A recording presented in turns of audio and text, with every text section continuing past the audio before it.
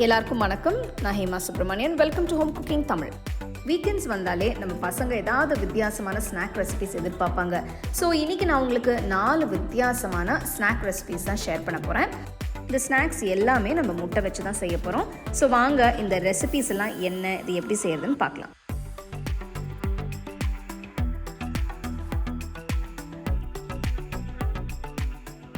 முதல்ல முட்டையோட வெள்ளை, மஞ்சள், கருவை தனித்தனியாக பிரித்து எடுத்துக்கலாம். இந்த ரெசிபிக்கு நான் 4 முட்டை எடுத்திருக்கேன். முட்டையோட மஞ்சள் போர்ஷனை தனியாக எடுத்துட்டு ஒரு பவுலில் வைங்க. முட்டையோட வெள்ளை பாகத்தை தனியாக ஒரு பெரிய பவுலுக்கு மாற்றி வைக்கிறேன். இதை நம்ம பீட் பண்ணிக்கலாம். பீட் பண்ணுறதுக்கு முன்னாடி கொஞ்ச நேரம் ஃப்ரிட்ஜில் வச்சு எடுத்துக்கலாம். இப்போ மஞ்சள் கருவை நல்லா பீட் பண்ணுங்க.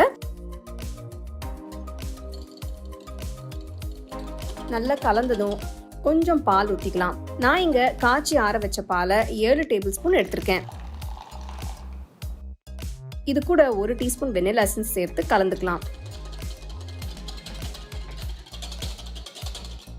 அடுத்து 6 டேபிள் ஸ்பூன் மைதா மாவு, 1 சிட்டிகை உப்பு, 1/4 டீஸ்பூன் பேக்கிங் பவுடர் எல்லாத்தையும் சலிச்சு முட்டையோட மஞ்சள் மிக்சரில் சேர்த்துடலாம். சேர்த்த பிறகு நல்லா ஸ்மூத்தாக மிக்ஸ் பண்ணிக்கலாம்.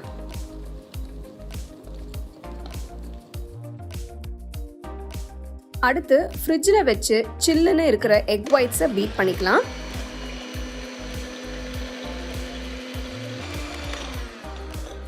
ஒவ்வொரு டேபிள் ஸ்பூனாக சர்க்கரையை சேர்த்து நல்லா மிக்ஸ் பண்ணுங்க. நான் 4 டேபிள் ஸ்பூன் சர்க்கரை எடுத்திருக்கேன்.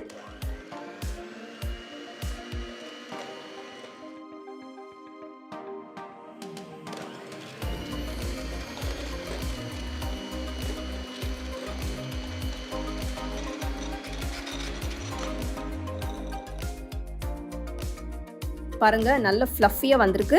இந்த மாதிரி வர வரைக்கும் நல்லா பீட் பண்ணுங்க. நம்ம கிட்ட தனித்தனியா மிக்ஸ் பண்ண எக் ஒயிட்ஸும் எக் யோக்ஸும் இருக்கு. ஒயிட்டை கொஞ்சம் கொஞ்சமா யோக்ஸ்ல சேர்த்து மிக்ஸ் பண்ணலாம். பாருங்க, நான் எவ்வளவு கொஞ்சமா எடுத்து சேர்த்து மிக்ஸ் பண்றேன்னு. இதே மாதிரி நீங்களும் செய்யுங்க, கரெக்டா வரும். இப்போ பாதி கலந்துட்டோம். மீதி இருக்கிறதும் சேர்த்து இப்போ நல்லா மிக்ஸ் பண்ணிக்கலாம். ரொம்ப ஃபாஸ்ட்டாக ஹார்ஷாக கலக்காதீங்க. சாஃப்டாக மெதுவாக கலந்து விடுங்க. அப்போ தான் பேன்கேக்ஸ் நல்ல ஃப்ளஃபியாக வரும்.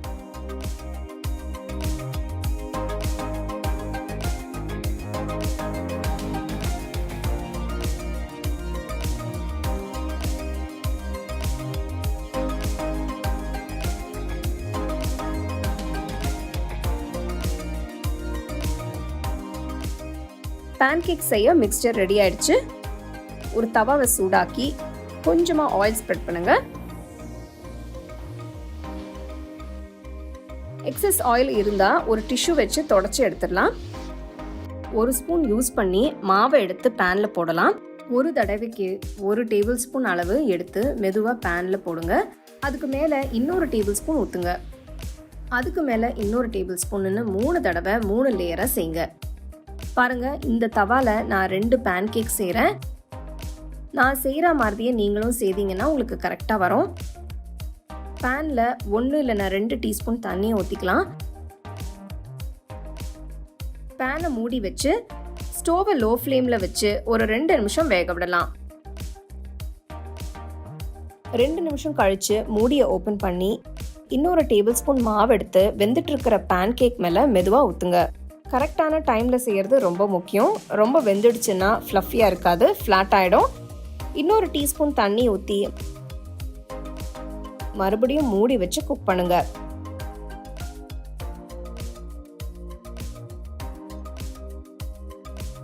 ரெண்டு நிமிஷம் கழிச்சு பேன்கேக்கை மெதுவா ஸ்லோவா திருப்பி போட்டு வேக விடுங்க.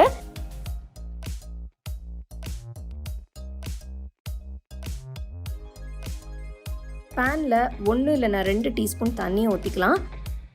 மறுபடியும் பேனை மூடி வச்சு ஸ்டோவை லோ ஃப்ளேம்ல வச்சு ஒரு 2 நிமிஷம் வேக விடலாம்.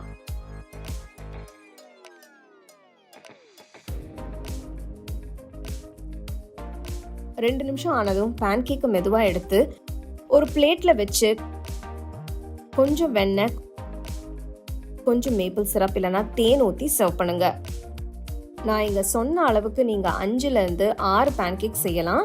உங்களுக்கு இன்னும் அதிகமாக செய்யணும்னா அதுக்கு தகுந்த மாதிரி அளவை அட்ஜஸ்ட் பண்ணி செய்யுங்க. பார்த்தீங்க இல்லையா, அந்த சூப்பரான சூஃப்ளே பேன்கேக்ஸ் எவ்வளோ அருமையாக இருக்குன்னு. இது ரொம்ப ஃப்ளஃபியாகவும் ரொம்ப சாஃப்டாகவும் பஞ்சு மாதிரி இருக்கும். ஸோ நீங்கள் செஞ்ச உடனே இதை சர்வ் பண்ணால் தான் ரொம்ப பர்ஃபெக்டாக இருக்கும். கண்டிப்பாக நீங்கள் ட்ரை பண்ணி ரசித்து சாப்பிடுங்க.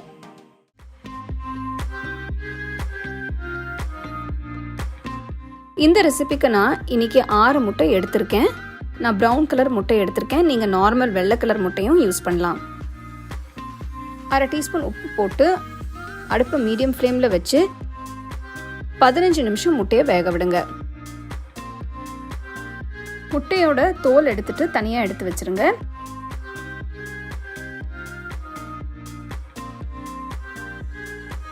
முட்டை சாண்ட்விச்சுக்கு ஃபில்லிங்கை ரெடி பண்ணுறதுக்கு ஒரு பவுலில் எல்லா முட்டையும் துருவிக்கோங்க. எல்லா முட்டையும் துருவியாச்சு. நெக்ஸ்ட் இதில் ஒரு வெங்காயம் பொடியாக நறுக்குனது, 2 பச்சை மிளகாய் பொடியாக நறுக்குனது. இது ஆப்ஷனல் தாங்க. இதில் ஒரு மிளகாய் விதையை எடுத்துட்டு பொடியாக நறுக்கி சேர்த்துருக்கிறேன். உங்களுக்கு காரம் வேண்டாம்னா நீங்கள் 2 மிளகாயிலையும் விதையை எடுத்துட்டு சேர்த்துக்கலாம். நெக்ஸ்ட் கொஞ்சமாக பொடியாக நறுக்கின கொத்தமல்லியை போட்டு 1/2 டீஸ்பூன் உப்பு, அப்புறம் 1/2 டீஸ்பூன் மிளகுத்தூள் போடுறேன். அடுத்து 2 டேபிள் ஸ்பூன் மேனேஸ் சேருங்க. ஃபர்ஸ்ட் நான் 2 டேபிள் ஸ்பூன் மேனேஸை சேர்த்து மிக்ஸ் பண்ணுறேன். இன்னும் கொஞ்சம் மேனேஸ் வேணும்னா நீங்கள் எல்லா இன்க்ரீடியன்ஸும் சேர்த்த பிறகு அப்புறமா கூட நீங்கள் போட்டு மிக்ஸ் பண்ணிக்கலாம். இப்போ எல்லாத்தையும் சேர்த்து நல்லா மிக்ஸ் பண்ணுங்கள். இது ரொம்ப ஈஸியாக அப்புறம் ரொம்பவும் குயிக்காக பண்ணுற ஒரு சாண்ட்விச். இது நீங்கள் பிரேக்ஃபாஸ்ட்டுக்கு இல்லைனா ஈவினிங் ஸ்நாக்குக்கு இல்லைனா லஞ்சுக்கு கூட நீங்கள் பேக் பண்ணலாம். ரொம்பவே நல்லாயிருக்கும். இந்த ஸ்டேஜில் நீங்கள் டேஸ்ட் பண்ணி பார்த்துட்டு உப்பு இல்லைன்னா மிளகுத்தூள் வேணும்னா நீங்கள் சேர்த்துக்கலாம். எல்லாம் மிக்ஸ் பண்ணதுக்கப்புறம் ஒரு 10 நிமிஷம் பவுலை மூடி வச்சுருங்க. நெக்ஸ்ட் நம்ம பிரெட் ஸ்லைசஸை ரெடி பண்ணிக்கலாம். பிரெட்டோட எல்லா எட்ஜஸையும் கட் பண்ணிவிடுங்க.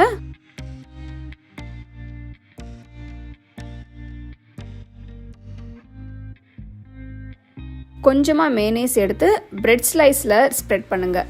மேனேஸ்க்கு பதிலாக நீங்கள் வெண்ணெய் கூட தடவிக்கலாம்.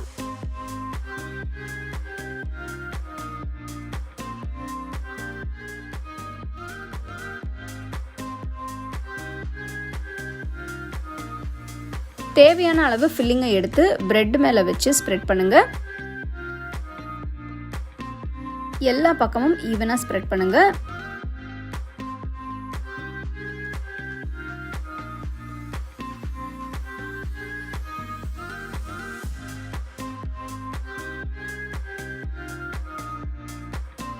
மேலே இன்னொரு பிரெட் ஸ்லைஸை வச்சு உங்களுக்கு பிடிச்ச ஷேப்பில் கட் பண்ணுங்க. நான் ஃப்ரெஷ் சாண்ட்விச் பிரெட் யூஸ் பண்ணுறேன். நீங்கள் ப்ரௌன் பிரெட் இல்லைனா மல்டிகிரெயின் பிரெட் கூட யூஸ் பண்ணிக்கலாம். சூப்பரான முட்டை சாண்ட்விச் ரெடி ஆகிடுச்சு. நீங்கள் உடனே சர்வ் பண்ணலாம்.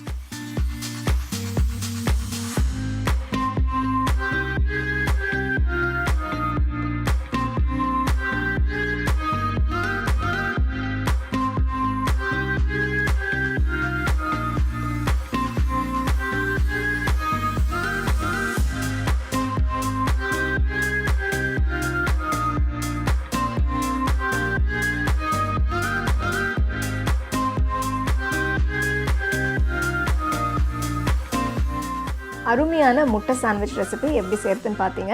இது நீங்கள் மார்னிங் பிரேக்ஃபாஸ்ட்டுக்கு சாப்பிட்லாம், இல்லைன்னா ஈவினிங் ஒரு ஸ்நாக் மாதிரி கூட நீங்கள் சாப்பிட்லாம். இது ஒரு நல்ல லஞ்ச் பாக்ஸ் ரெசிபி கூட.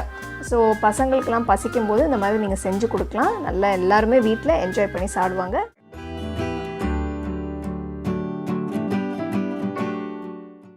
ஸ்டஃப்டு முட்டை போண்டாக்கு முதல்ல முட்டையை வேக வைக்கணும்.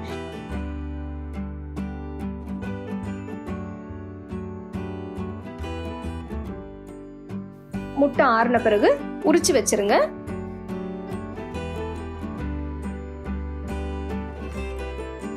முட்டைய பாதியா நறுக்கி உள்ள இருக்கிற மஞ்சக்கருவை தனியா எடுத்து வச்சிருங்க.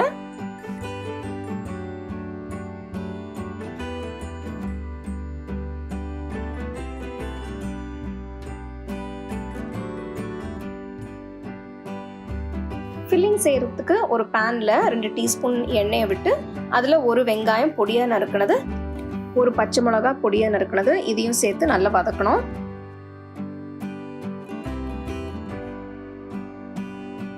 இதில் 1/2 டீஸ்பூன் உப்பு, கொஞ்சம் மிளகுத்தூள்,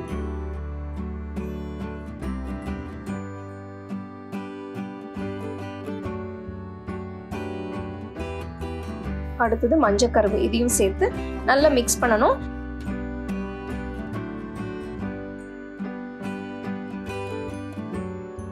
மஞ்சக்கருவை கரண்டி வச்சு இப்படி நல்லா உடைச்சுக்கோங்க.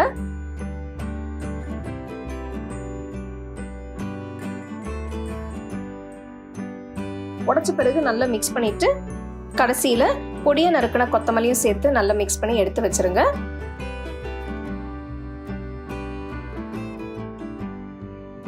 முட்டை ஃபில்லிங் தயாரா இருக்கு. அடுத்தது நம்ம வெள்ளைக்கருவை ஃபில் பண்ண போறோம். இதுக்கு செஞ்சு வச்ச ஃபில்லிங்க வெள்ளைக்கருவுல கொஞ்சமா எடுத்து வச்சு நல்லா அமுக்கி வச்சிருங்க. இந்த மாதிரி எல்லா வெள்ளைக்கருவையும் ஃபில் பண்ணி எடுத்து வச்சிருங்க.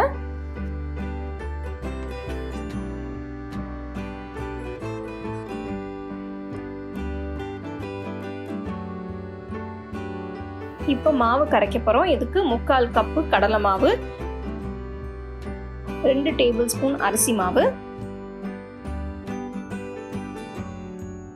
1/2 டீஸ்பூன் உப்பு, 1 டீஸ்பூன் மிளகாய் தூள், 1/4 டீஸ்பூன் ஓமம்.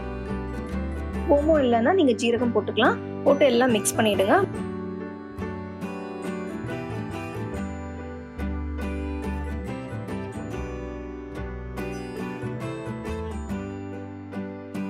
மிக்ஸ் பண்ண பிறகு இதுல கொஞ்சம் கொஞ்சமா தண்ணி சேர்த்து கொஞ்சம் மாவை நல்லா திக்கா கரைச்சுக்கோங்க.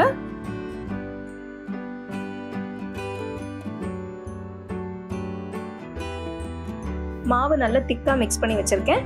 இப்போ பாத்தீங்கன்னா மாவு ரொம்ப தண்ணியா இருந்ததுன்னா முட்டையில ஒட்டாது, அதனால கொஞ்சம் திக்காவே கரைச்சி வச்சுக்கோங்க. அடுத்தது ஒரு கடாயில எண்ணெயை ஊத்தி மீடியம் ஃப்ளேம்ல வச்சு சூடு பண்ணிக்கோங்க. எண்ணெய் சூடான உடனே ஃபில் பண்ணி வச்ச வெள்ளைக்கருவை மாவுல முக்கி எல்லா பக்கமும் நல்லா கோட்டான பிறகு எடுத்து மெதுவா எண்ணெயில போட்டுருங்க. முட்டையை பொரிக்கும் போது கொஞ்சம் எண்ணெய் தெளிக்கும், அதனால பார்த்து ரொம்ப ஜாக்கிரதையா அதை செய்யணும். முட்டை எல்லா பக்கமும் நல்லா ஃப்ரை ஆகணும். நல்ல ஒரு பொன்னிறம் வர வரைக்கும் ஃப்ரை பண்ணி எண்ணெயில இருந்து எடுத்துருங்க. இந்த மாதிரி ஃபில் பண்ண வெள்ளைக்கருவை எல்லாமே மாவுல முக்கி பொரிச்சு எடுத்து சூடா சர்வ் பண்ணுங்க. இது நீங்க கெச்சப், மேயோனேஸ் இல்லைன்னா ஏதாவது சட்னி வச்சு கூட தொட்டு சாப்பிடலாம். ரொம்ப டேஸ்டா இருக்கும்.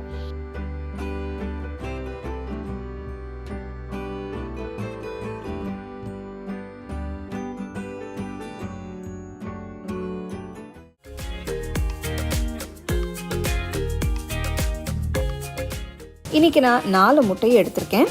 முட்டையை ஒரு பவுலில் உடைச்சி ஊற்றிக்கோங்க. நெக்ஸ்ட் ஒரு மீடியம் சைஸ் வெங்காயம் பொடியாக நறுக்கினது, ஒரு மீடியம் சைஸ் தக்காளி விதை எடுத்துட்டு பொடியாக நறுக்கினது, அடுத்து ஒரு சின்ன கேரட் துருவினது, சின்ன சைஸ் முட்டைகோஸ் துருவினது, அப்புறம் ஒரு பச்சை மிளகாய் நறுக்கினது, கொஞ்சம் கருவேப்பிலை பொடியாக நறுக்கினது, கொஞ்சம் கொத்தமல்லி பொடியாக நறுக்கினது போடுங்க. அடுத்து 1/4 டீஸ்பூன் மஞ்சள் தூள், 1 டீஸ்பூன் உப்பு, 1 டீஸ்பூன் மிளகாய் தூள் சேர்க்கிறேன். எல்லாம் சேர்த்து நல்லா மிக்ஸ் பண்ணுங்க.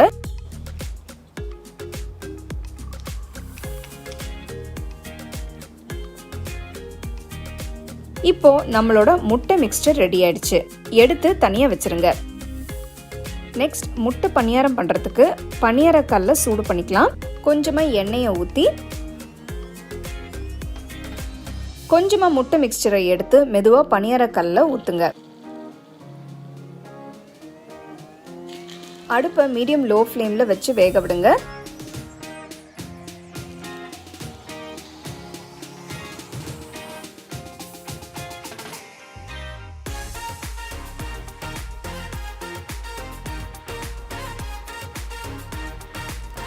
மேலே கொஞ்சமா எண்ணெயை ஊற்றி ஒரு பக்கம் வெந்ததும் குச்சி வச்சு பொறுமையாக அடுத்த பக்கம் திருப்பி விடுங்க. 2 பக்கம் நல்ல ஒரு கோல்டன் ப்ரௌன் கலர் வர வரைக்கும் வேக விடுங்க. அடுப்பை லோ ஃப்ளேமில் மெயின்டைன் பண்ணுங்க. அப்போ தான் பணியாரம் நல்லா வெந்து வரும், இல்லைன்னா ஈஸியாக கருக ஆரம்பிச்சிடும்.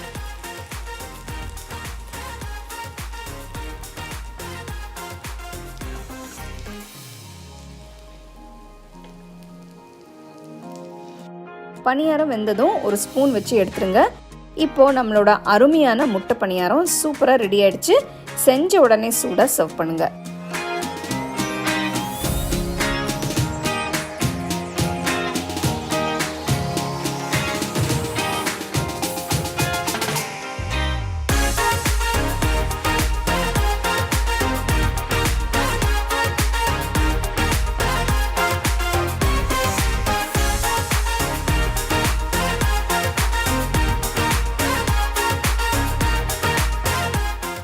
நாலு அட்டகாசமான ரெசிபிஸ் பார்த்தோம். ஸோ உங்களுக்கு பிடிச்சது நீங்கள் வீட்டில் ட்ரை பண்ணி எப்படி இருந்ததுன்னு எனக்கு சொல்லுங்கள்.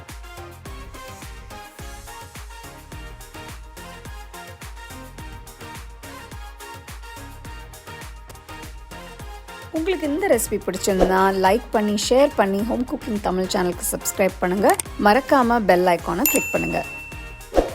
The second edition of our home cooking book is now available on our website 21frames.in. I'll give you the link in the description. You can go and check it out. The book is currently available only in India for now, so you can place your orders on 21frames.in.